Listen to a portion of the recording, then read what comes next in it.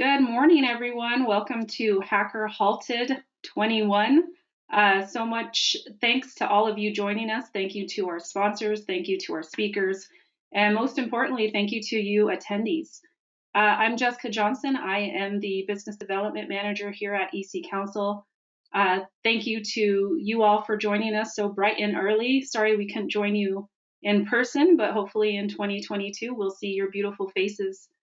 It's my pleasure to introduce the first keynote, Chase Cunningham.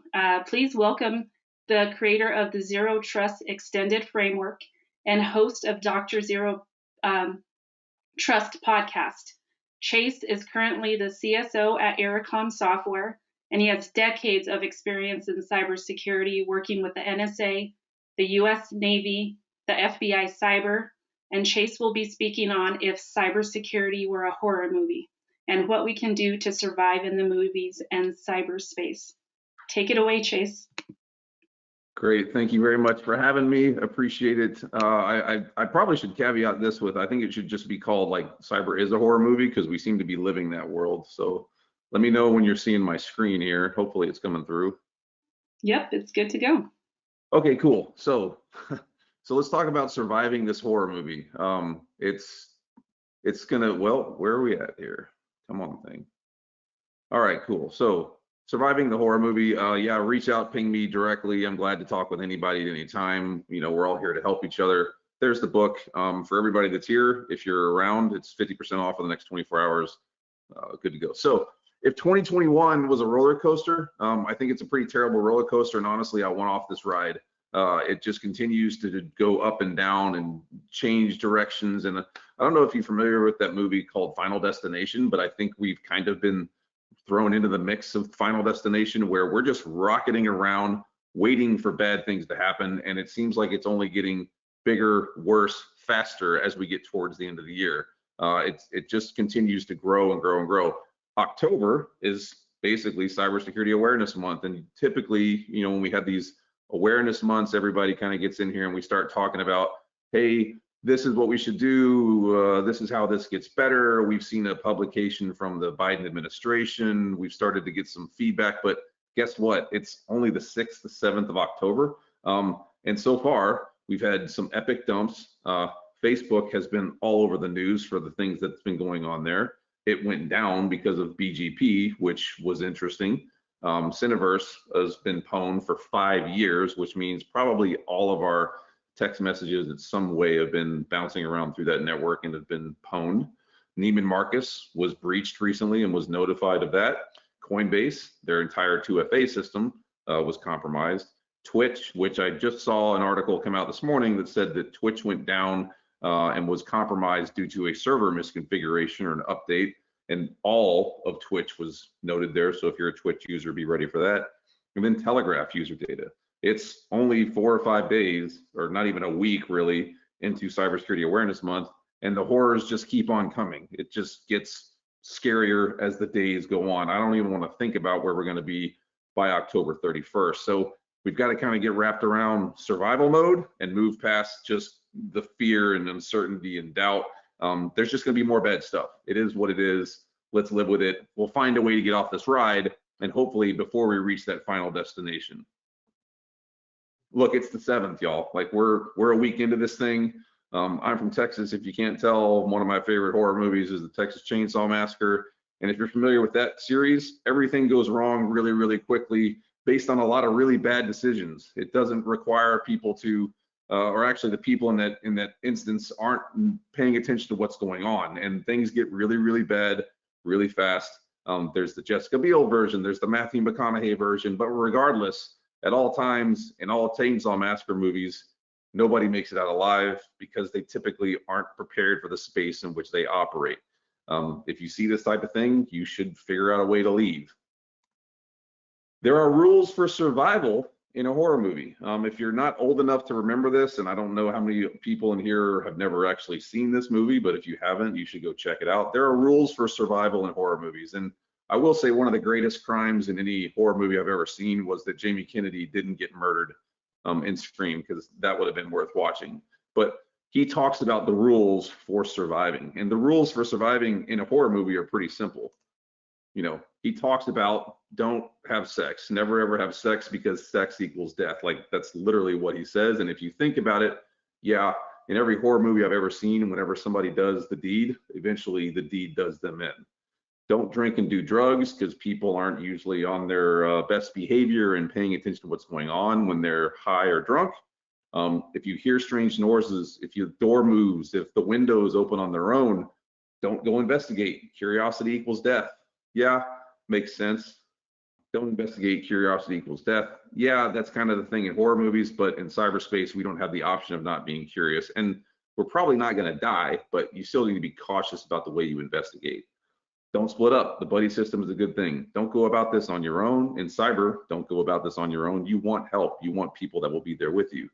Never ever say, I'll be right back, because you won't. If you trip, you're not going to make it. Don't look back. Just keep on running. Beware of bathrooms. I'm not sure exactly what that rule really means, but I think that there's been a lot of bad stuff that's happened in horror movies in bathrooms. Okay, fair. Spare key for your vehicle. Make sure that your vehicle's in good working conditions so that you can get out of there, and then check the back seat. Now those last couple there are from the movie Zombieland. Makes some sense. And then if you think the killer is dead, they're not. They're always going to come back. So let's kind of follow that rabbit hole, or let's go down that rabbit hole a little bit as we talk about cybersecurity and horror movies, which is kind of fun. So when we talk about sex, we mean pornography and work machines. That means bad stuff. If you're not old enough to know what this movie is, this is from the original Friday the 13th, and that is Kevin Bacon being murdered. When I talk about sex and work machines equaling bad outcomes, what I mean is if you are allowing users to go off and look at things on the internet that they shouldn't be looking at, pornography, gambling sites, et cetera, you're eventually going to wind up clicking on a link. If you go look and do the research on how many bad things are out there on those sites, eventually, statistically speaking, something bad is going to happen to you. You're going to click on a link, and then things go from bad to worse. If you don't have protections in place, it's going to eat you alive. So one thing to take away is remember, sex and work machines is bad outcomes. Things like remote browser isolation and keeping things working and secure out in the cloud can help you here. So don't be like Kevin Bacon, because it didn't work out well for him. If you haven't seen this movie, go back and watch it. And by the way, Jason is not the actual killer in this flick. SOC work should never stop. SOC analysts do their work all the time. They're going to keep coming and coming and coming, and they need to. But we need to be aware that there is a burnout issue that occurs here. So think about Michael Myers. He's been doing the same thing since the 70s. He's been chasing Jamie Lee Curtis for like 50 years now.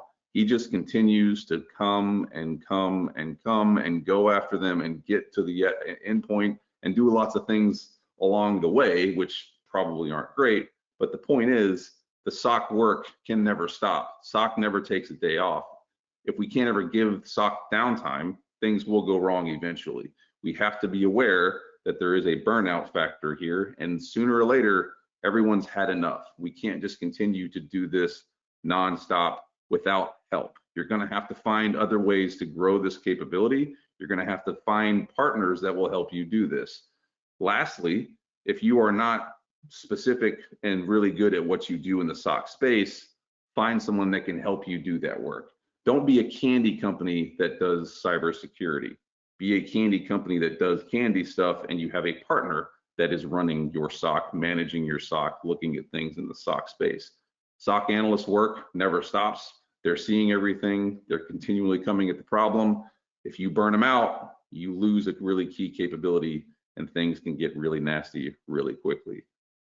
Personally, I'm a bigger fan of the series where you've got Rob Zombie directing it, because I think it's just a little bit more gritty, but hey, these are good flicks too. We got to remember that the bad guys are human as well. I love this picture of Freddy Krueger sitting down smoking a cigarette, because if there's ever evidence that, you know, this is basically a person in a costume, like there it is. The bad guys are human too. They will make mistakes. They will take time off. They will wind up getting in places in trouble that they shouldn't, and they will reveal themselves. If you think about the fact that they're not some superhuman, all malevolent entity that can continually come at you and you know, never fail, then you can actually take a little bit of the power back from them. If you remember these movies, eventually folks realize that it's their dreams. They have power. They can take the fight to Freddy. Remember that the bad guys in the space, they're human too. They have operational controls. They have budget concerns. They have requirements. They have people in charge that are driving things in front of them. So you, as the good guy, have an opportunity to turn things on its head and take the fight to the bad guy. Just remember that they are operating under similar circumstances, and sometimes they're actually operating under more restrictive circumstances depending on what they're doing. They're human too. They will screw up, they will reveal themselves, they will ultimately have some sort of flaw that you can exploit and you can win. The other thing that I like to remind people is when you look at the kill chain, everyone always talks about the bad guy's only got to be right once. The bad guy has to maintain access to continue to compromise your environment. If you can eliminate their access at any point, doesn't matter if it's after you've been exploited, you start to take back power. Now, they may be there and you may have to do lots of other things, but remember, you have power in this space. You can take back some of that initiative. The bad guys are human too. Freddy Krueger smokes cigarettes. And there's a lot of value in knowing the enemy, right? Like I say, they will reveal themselves. I was actually looking at a report that was just published this week on a bunch of bad guys out of India that were kind of dumb enough to leave a bunch of their information public on the internet. Like literally their GitHub stuff was tied to the same account as their LinkedIn. Their LinkedIn was tied to Facebook, and et cetera, et cetera. So you can imagine that those adversaries revealed themselves. Now, nation state type of things and the really, really careful folks on the bad guy side, yeah, they're probably not going to wind up revealing themselves on something as simple as LinkedIn or Facebook. But if you've got the time, you've got the SOC capability, maybe you've got the threat intelligence offering or whatever else, do your work, do the recon, do the OSINT, and figure out what you can about the enemy, because ultimately you can take a lot of those pictures and put them together, and you'll know more about what you should be defending and where they're going to operate.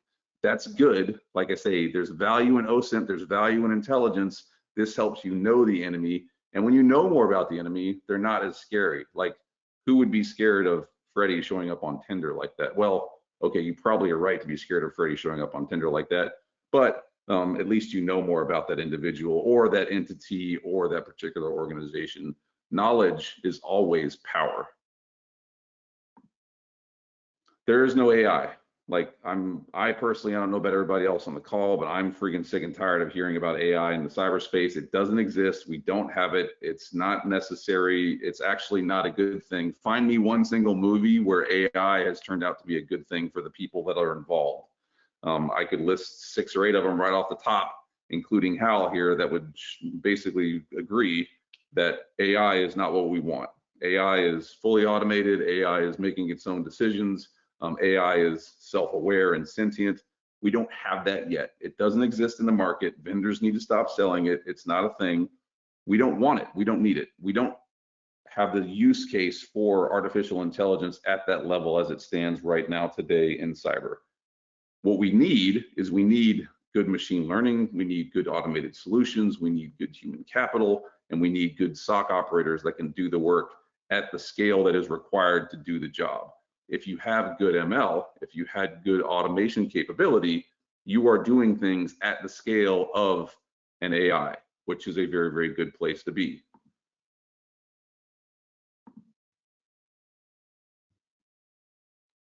Now, look, I mean, even if you don't think that the Avengers movie was a horror flick, I mean, it didn't work out well for that whole place.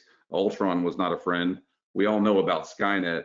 Vendors selling AI, vendors that are telling you that they have artificial intelligence and shoving it down your throat and saying this is AI, they're not on your side. They're trying to sell you something that is not necessarily going to benefit the conversation within the organization. They're going to wind up skewing the conversation, and you're going to wind up having to explain to people like, look, we don't want, we don't need, we don't have AI, we have ML.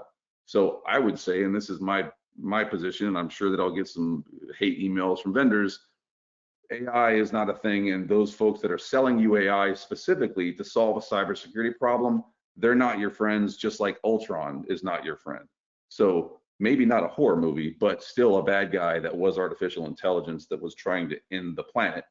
James Spader was great for that particular role. But anyway, vendors selling AI, like that's part of the horror movie problem. They're not your friends. Try and find groups and entities and vendors that are willing to say, we have machine learning, we have good automation capability, but we don't sell AI. Look, visibility in the space is key. You've got to be able to see everything all the time. Like, actually, if you've never seen this, this is from Insidious. This movie scared the crap out of me. It actually made me like where I want to stand up against the wall and kind of make sure I see everything in front of me all the time because of that dude with the weird tiger face. But point being, it's all about visibility. You've got to be able to see what's going on in front of you. If you want to survive, you can't be like Owen Wilson, or I don't, Patrick Wilson, sorry, standing there just kind of going, oh, well, I wonder what's going on. You need to be up against the wall or on the high ground, looking out across the enterprise, across the infrastructure, seeing as much as you possibly can.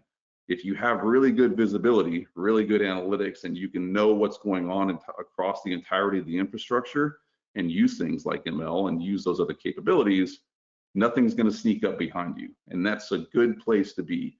If nothing can sneak up behind me, I am starting to gain ground and I am doing better. You don't want that scary thing popping up behind you, scaring the crap out of what, out of your operational capabilities. You want to make sure you see everything at all times. And most of the time, if you think about horror movies, where do people wind up getting in the worst place they could possibly be? It's usually behind them. They don't see what's coming. So visibility, analytics, operationalizing that intelligence and using it and seeing the entirety of the space, very good place to be. Bad guys sneaking up behind you, not okay. It follows. This stuff follows. It will come from one space to another. It will continue to jump boundaries if you allow it. If you're not familiar with this movie, it's basically where evil is a sexually transmitted disease, and it continues to come on to the individual once they've been infected until they pass it on to someone else. It will follow. Threats will follow. They will continue to come after an organization as long as they possibly can until there is enough degradation of their mission for them to go somewhere else. If you can't do something to find a way to pass on that problem to some other entity, you will continue to be targeted. If you do those things that allow them to come after you, bully you, beat you up, hack your organization, compromise, continue to follow bad accounts, bad practices, all those things that we know we shouldn't do, it will follow you for all time. And eventually it's going to get you. And the thing to remember about this space is it's okay for me to pass on the threat to someone else, just like it's okay for me to put an ADT sign, even though I don't have ADT in front of my house, and get a Doberman so that when someone thinks about robbing me, they go, well, it's probably not worth it, or Simply Safe or your Ring or whatever. It's just to make them go somewhere else and find an easier target. I'm okay, unfortunately, because this is the world we live in, with passing on my threat to someone else. This is about my organization's survivability. If I take care of us and I do the right things and pass that threat on, it becomes their issue. Now, yes, we're all connected, and yes, we should be doing everything we can to help each other out. However, remember, it follows, it won't stop, it will continue to come after you unless you do something to pass that threat on and move it to another space. And by the way, that movie is actually scary as hell. You want to talk about not being able to see behind you. If you've never seen this flick, like the moment that guy comes from behind in the movie, I'm a big dude. Like, it scared the crap out of me. So if you get a chance, go watch It Follows, because I think it's one of the best horror movies on the market. Look, this is going to be a long fight. Like, this is not going to be something that is a one and done. It's not going to happen today, tomorrow. You're in this for the long haul. I think The Exorcist is a great example of what happens when you're actually engaged in a fight in cyberspace. They know in The Exorcist that they're going to be in there for a while. They know that they're going to have to combat the adversary. They're going to have to take the fight to the enemy. And they know that this is a real evil that is present within this poor kid. And they're going to be there until it's gone. We have to realize that no matter what, this evil isn't going away. Honestly, this evil is only getting more engaged, more powerful, and given more veracity to come after us because of the fact that they continue to be validated and win. You are going to be in this fight for a long time, just like the priest and the exorcist. It's going to be uncomfortable. It's going to be a drag, and you're probably going to get some pea soup on you. But you will be in this fight. You have to think about this as a marathon, not a sprint. And you got to be willing to meet them down in the doldrums to do the work to ultimately get them out of there. And it's going to be gross. There's going to be things you're going to run into. There's going to be efforts you're going to have to put in place. You're going to have to fight, and it will take a long, long time before ultimately you exorcise the demon and they go find somewhere else and follow some other entity.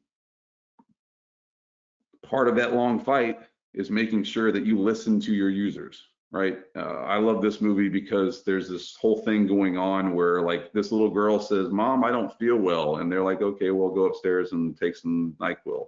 And then later on, she reverse crab walks down the stairs, and all of a sudden it's like, oh my God, this is an issue. Well, guaranteed for a while, if you've ever read the story about the Exorcist house and everything else, like everyone knew that stuff was going on there. Everyone knew that there was weird things happening. There was scratching on the floors. They could hear bumps in the night. If you've seen the movie, there's that terrible scene where the woman goes up in the attic to look for the scratching, and she sees that crazy ghost face thing, and she still just kind of goes, "Oh, that was terrible," and then moves on. Like, we need to listen to the users and the people that are telling us that there's something weird happening here, and we shouldn't have to wait for a crab walk down the stairs to go, "Oh my God, there's a problem." Like, the way that we get past this is to listen to the people that are out there, that are doing the work, that are engaged, that are clicking, that are active online, etc., that are using our enterprise assets so that we can better defend ourselves. We need to listen to our users, and we need to be engaged with them, and we need to take their threats and their input seriously. If we don't do that, by the time you do act, by the time you do get engaged in that long fight, it's going to be too late. Where you might have had a small problem that you could deal with relatively quickly has now become a cataclysmic issue. And I think if you look at what's been going on with everything else in the market lately, you notice that usually there's someone somewhere that says, "Hey, this is a problem. Hey, this is an issue. There's something going on." And usually they get ignored. And by the time it gets realized, guess what?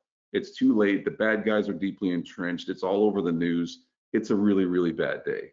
So we have to listen to our users, and we have to pay attention to what's going on with all those indicators that are telling us something is awry.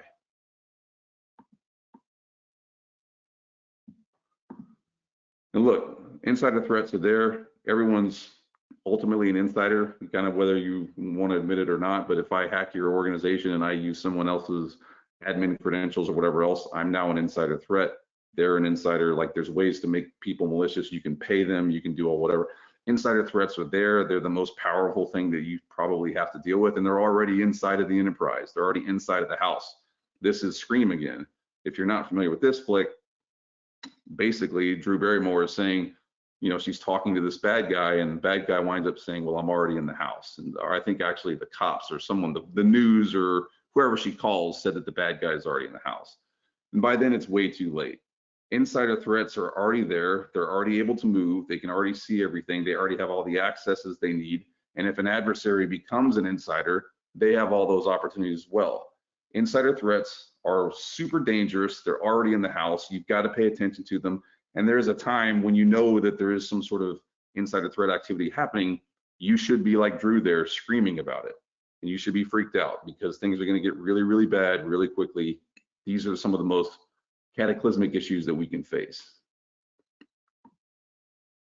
You should always be questioning the attribution and intel that we get from these systems. Don't take it as gospel. Earlier, I talked about OSINT and getting information and intel. Yes, you should use that. However, remember, a lot of these capabilities that are coming to you as attribution, intel, etc., they're services that are provided by vendors for a specific reason. Okay, great, but you should question that attribution. You should question that intel and whether or not it is actually solving a problem, whether or not it's something that you think you actually need to know, whether or not it is part of the overall sort of schema that you're using to solve the issue in front of you. Attribution, I think in most instances, unless you're a federal organization or a state organization, or now something where you deal with critical infrastructure, what does it matter if you attribute a particular threat group to a particular compromise? I just want them out of my enterprise. I don't really care who they are or where they came from. If someone breaks into my home, I want them out. I don't care, you know, their life story. I don't need to know who they are and why they're robbing me and whatever. I want them out of my house. So be aware that attribution and intel are not always necessarily the most valuable snippet of data that you might actually have. And be willing to question that, because this also helps you get better. If Drew would have paid attention to some of the stuff that was going on, she would have known that the bad guy was in the house, and she would have been able to better react to it. 28 days later, 28 weeks later, two of the greatest horror flicks I think that are out there. Segmentation equals survival. Segmentation for the win. Now, if you're familiar with this movie, I believe this is 28 weeks later. Yeah, the guy did some kind of cowardly, well, not kind of, but very cowardly things, and left his family with a horde of zombies and ran and jumped in a boat. But to be perfectly honest, like, he survived, well, at least for this part. But segmentation will keep you alive. Segmentation is there for the win. Isolation, micro-segmentation, eliminating lateral movement. Yeah, I might have a zombie to deal with kind of right here next to me, but I don't have the entire horde, and they're not moving back and forth across the enterprise and infrastructure. So segmentation equals survival, segmentation for the win, because of the fact that you gain control and you have to take care of less without having to take care of the entirety of the horde at any one time. Segmentation is a very good thing if you can put it in place with those automated solutions, enabling those operations, pumping in some threat intel, taking information from your users, building that segmented environment, and being able to more accurately defend yourself. You are doing the right things, and you will probably survive the zombie horde. Won't require you to be a coward and run away and leave people in a lurch as the horde does attack. Don't suck at patching. Like, this should be pretty cut and dry for most people, but we still aren't necessarily very good at it. Patching is what keeps you from burning alive. Like, patching is relatively simplistic. I understand that it's not always easy to patch live production systems. However, if you think about 0 days, you think about malware, you think about exploitation, what does it typically do? It goes after stuff that is out of date, out of patch. It finds vulnerable systems, which are vulnerable because they aren't maintained. If you're not familiar with this movie, this is Christine. Great book, great movie, but everything's burning down on this particular. Now, this is when the car is murdering someone, which is a whole other issue, but point being, you've got to take care of your vehicle. Like, your car shouldn't be burning. You shouldn't be constantly scrambling to keep the maintenance up.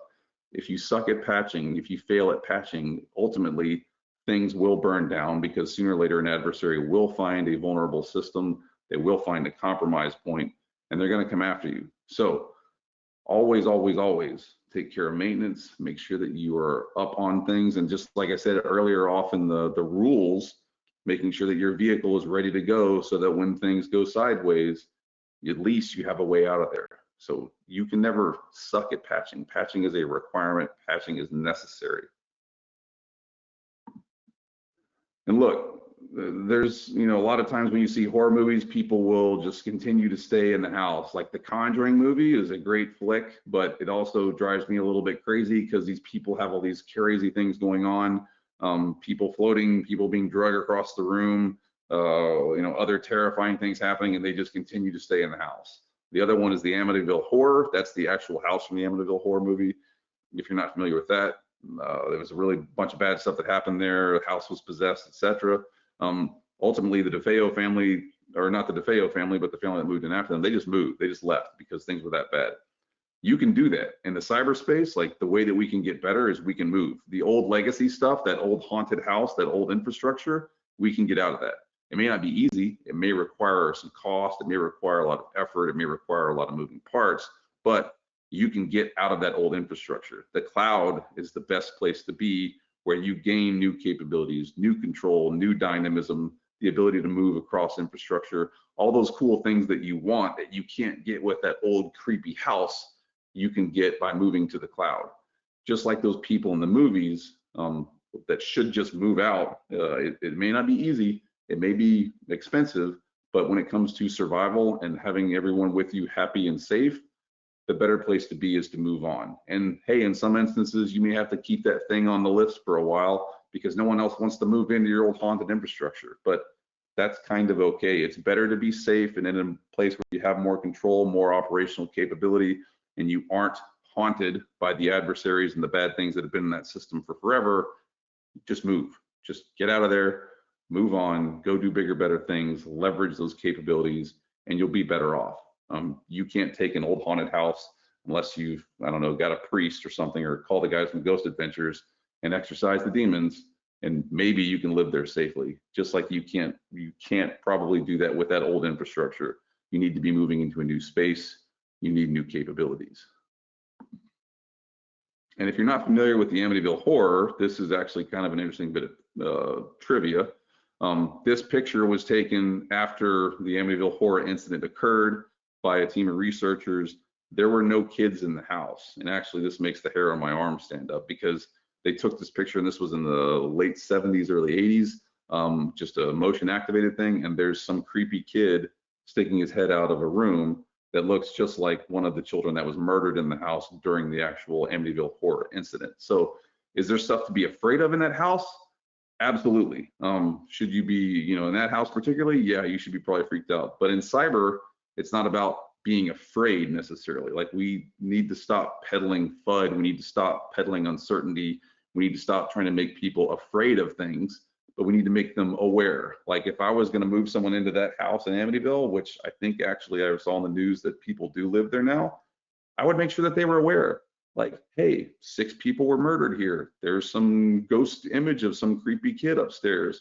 Make them aware, but then let them choose how they respond to it, because they have the information, they have the capabilities, they know the reality of the space. So we don't need to be afraid in cyber anymore, but we need to be aware. If we're afraid, we won't ever get past the problem. We should be aware of it. That doesn't necessarily mean training and education and all those, things that we have a market built up around, but it's being honest with our users. It's being honest with our leadership. It's being honest with our families, and making sure that everyone understands we are all potentially an avenue of compromise. We are all potentially a threat vector. We should be aware of that, and we should act accordingly. Don't have to be afraid of it, but we should be aware. Again, I would say if I was moving into this house, however, I would be very afraid. Actually, I wouldn't move into that house. Now, look, wrapping up here, there's some rules. I talked about the rules for kind of surviving a horror movie, where it's, don't have sex, don't do drugs, don't say you'll be right back, those types of things. There are some very basic rules for surviving the cyber horror movie that we're all facing. Porn is going to get you pwned eventually. Eventually, someone's going to click on some hot link. If you're letting people access those types of content on their corporate machines, or they have a way to get to it, sooner or later, something's going to get them. Iframe redirect, JavaScript, whatever you name it. Dropper. Remote browser isolation, I think, is the thing that solves this problem. It's a very good thing. You can have control of what people's browsers are able to access. And if it's just one thing you want to eliminate, such as a threat vector from pornography or whatever else, do it. Problem solved.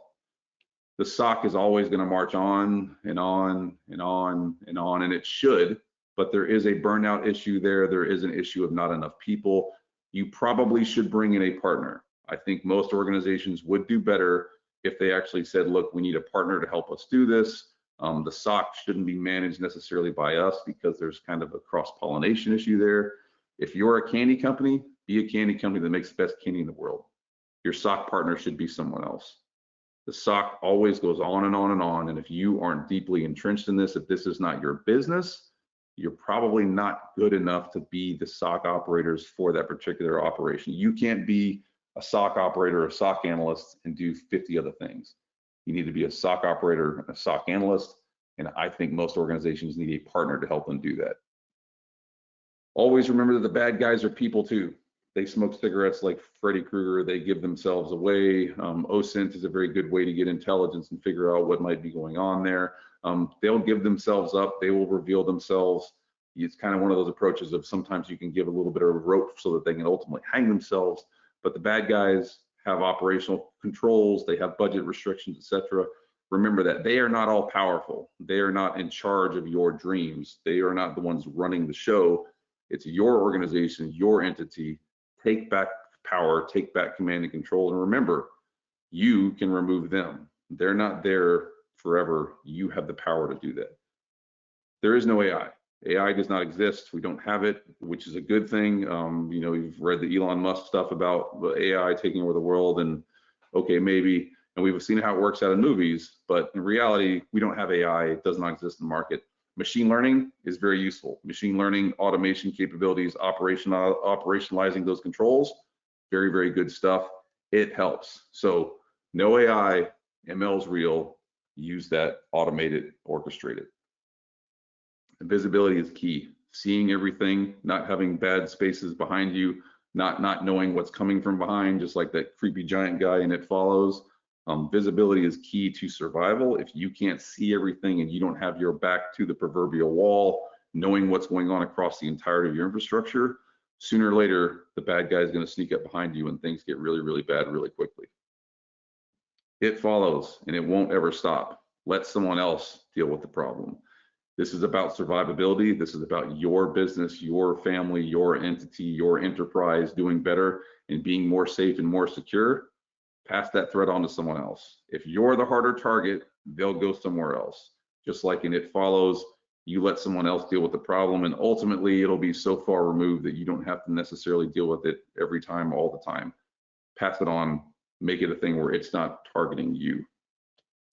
Just like in The Exorcist, this is going to be a long fight. You're going to be engaged here for a while. It doesn't end tomorrow. Odds are you're going to continue to have to evolve. You're going to have to continue to adapt.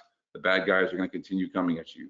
Understand that you will be in this fight for the foreseeable future. Even if you automate, even if you use ML, even if you use an outsourced SOC, etc.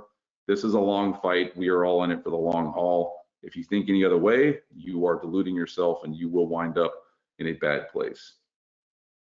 Always listen to your users. Heed their inputs. Know what their problems are. Know what things they don't like. Know what things they do like. Know which technologies they need. Dial in on their inputs. If they're telling you something, there's probably a reason for it. Even if they're moaning and griping and not happy with something, there's value there.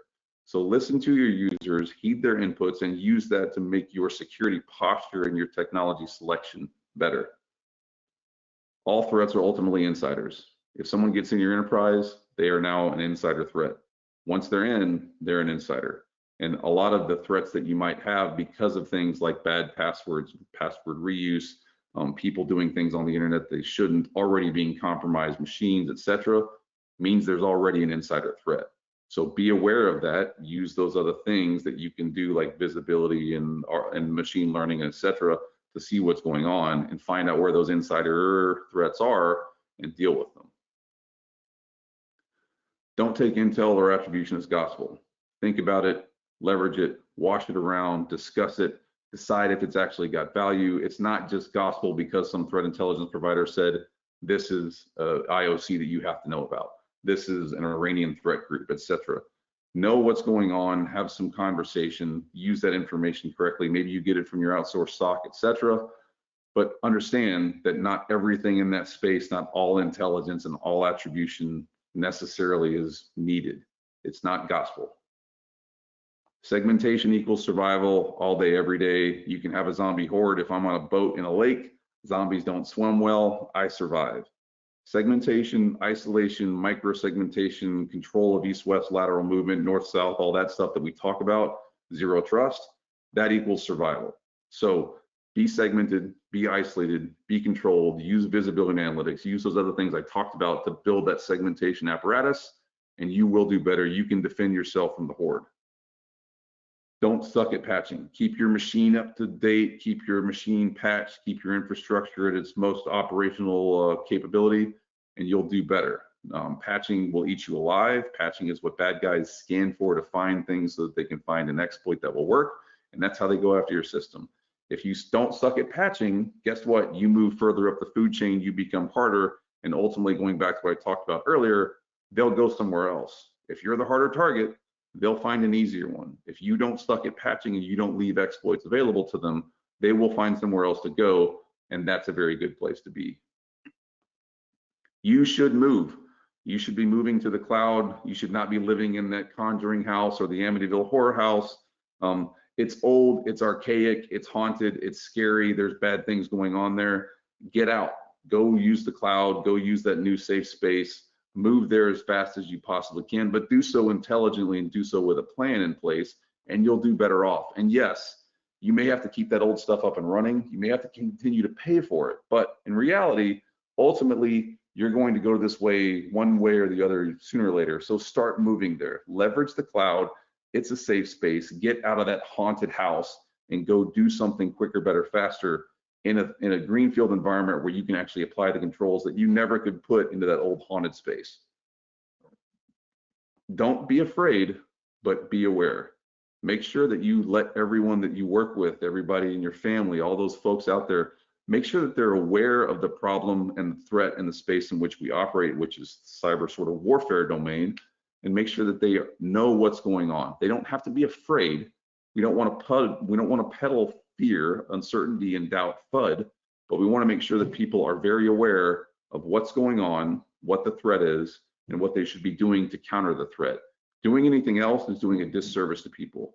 And folks are typically already scared. We don't need to scare them anymore. We need to make sure that they're aware, we need to make sure that they're cognizant, and we need to make sure that they're prepared to deal with the threat and to respond intelligently. Now look, it's not over. Ransomware operators are out there. They're just waiting for bad things to happen. They're waiting for us to ignore all these other indicators. They're waiting for us to not pay attention. They're waiting for us to not segment, to not isolate, to not move to the cloud, to not have better visibility. All those things that I talked about that will help you survive. The ransomware operators are out there with those teeth just waiting for us to not do those things. If you want to survive in cyberspace, if you want to survive this horror movie that we're currently stuck in, if you want to make it through October, you got to start doing these things. You got to start putting these things in place. Otherwise, that evil clown is going to come get you.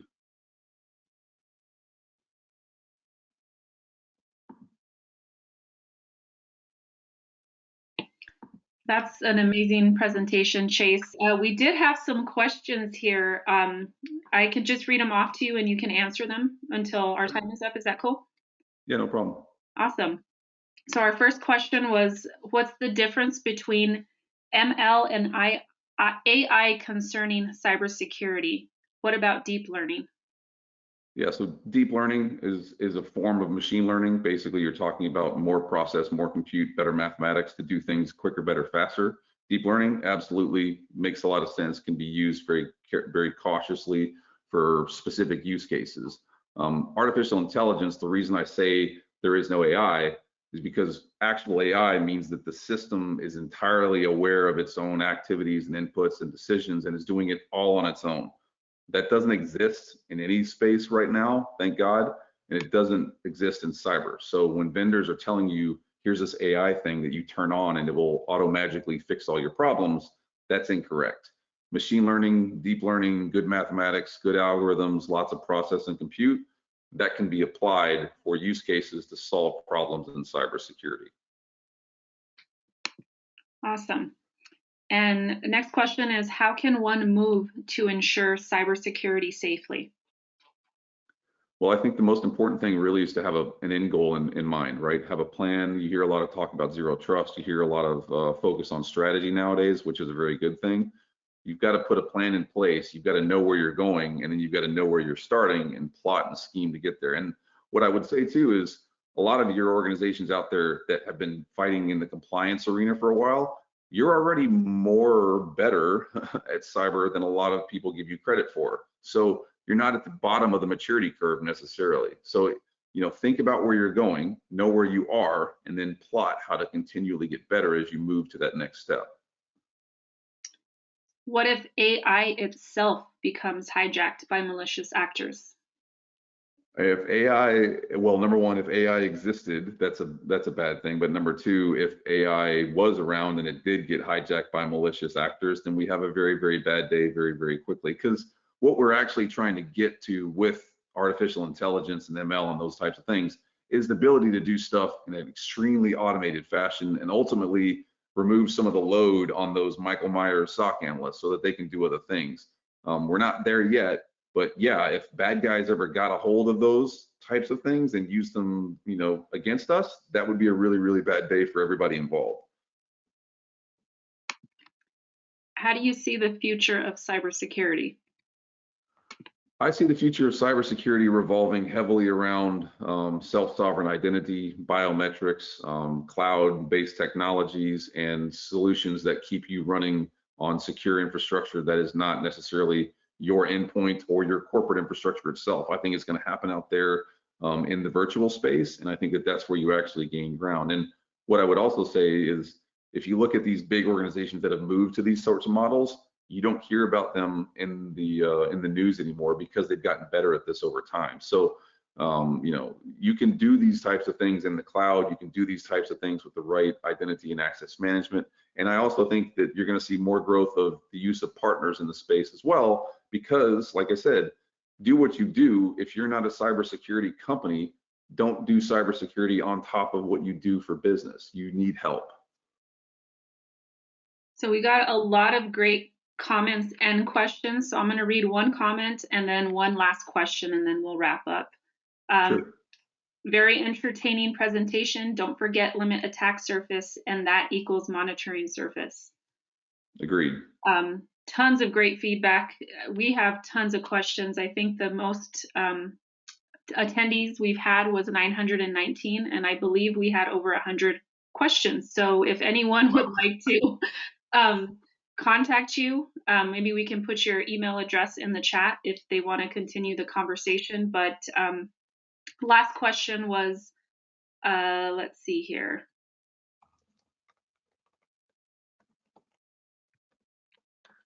Let's see. Sorry, No problem. And I'm sorry for all the folks on the thing about the webinar issues, but hey, it wouldn't be 2021 if stuff worked right. Yeah, for sure. So how can you track insider threats? So I think that the difference between tracking insider threats and being able to see a malicious insider is a nuance. When we look at insider threats, and the reason I said that everything is ultimately an insider threat is you really need to see the threat activity that's going on so you can know when it is at the level of an insider, you know, an administrator, those types of accounts that will cause big time compromises. So that's one side of it. The other side is, I think that if your organization is running really good security solutions and software that are available out there on the market now, you can do behavioral analytics on your users that aren't intrusive and aren't